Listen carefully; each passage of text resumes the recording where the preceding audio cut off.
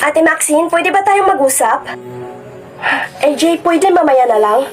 Tatapusin ko pa kasi to, deadline na bukas. Sandali lang naman, please. AJ, marami pang time.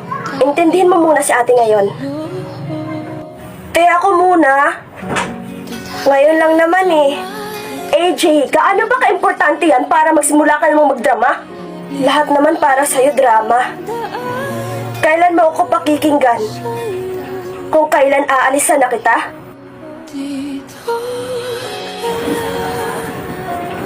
Sa'yo to, diba?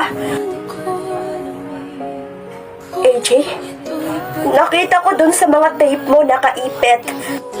Pinakialaman mo yung gamit ko.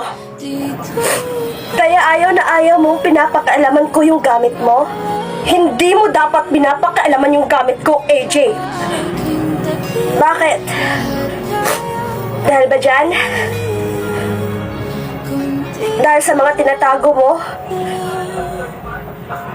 Natatakot ka? Pakikinggan mo ba ako kung ikukwento ko?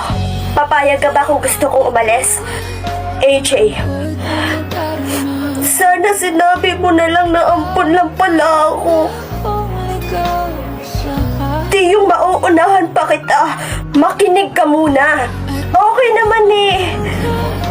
Hindi ako galit ha.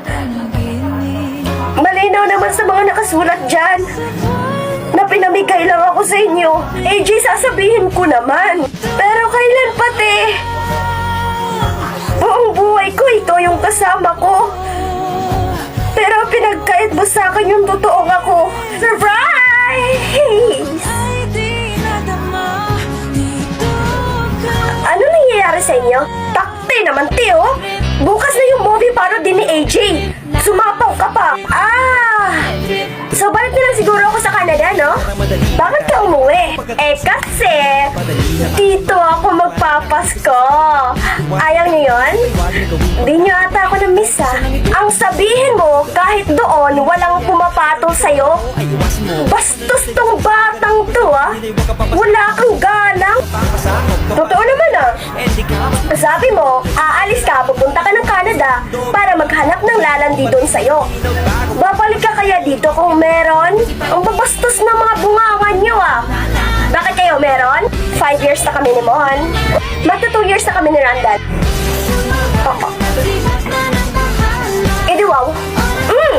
Alam mo bang kilala lang namin natin Maxine sa OFO, yung mga boyfriend na. Inaapuran niyo kasi yung pag-aasawa. Tignan niyo ako. She lang. Nag-aantay.